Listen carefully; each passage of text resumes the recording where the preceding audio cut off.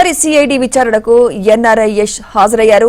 తల్లికి అనారోగ్యం కారణంగా హైదరాబాద్ కు వచ్చిన యష్ ను ఎయిర్పోర్ట్ వద్ద సిఐడి అధికారులు అదుపులోకి తీసుకున్నారు. వైసీపీ ప్రభుత్వంపై సోషల్ మీడియాలో పోస్టులు పెట్టారని కక్ష సాధింపు చర్యలకు పాల్పడ్డారు.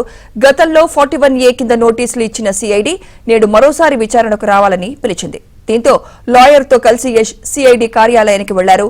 గుంటూరు సిఐడి ఆఫీసులో విచారణకు హాజరైన ఎన్ఆర్ఐ యష్ కు సంబంధించి పూర్తి వివరాలు మా ప్రతినిధి సాంశివరావు అందిస్తారు.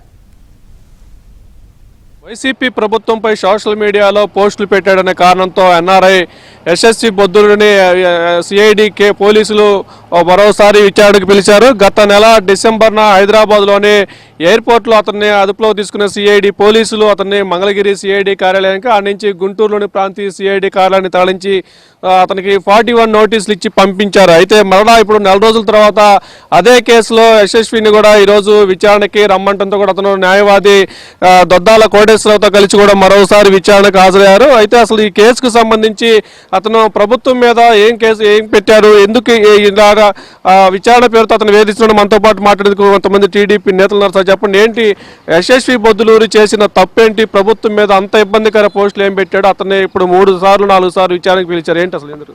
బొద్దులూరు యశస్వి ఎన్ఆర్ఐ ఆయన గతంలో నుంచి కూడా ఎప్పుడు కూడా ఈ ప్రభుత్వ అవినీతి అరాచకం మీద పోరాడుతూ ఉంటాడు సోషల్ మీడియాని వేదిక చేసుకొని.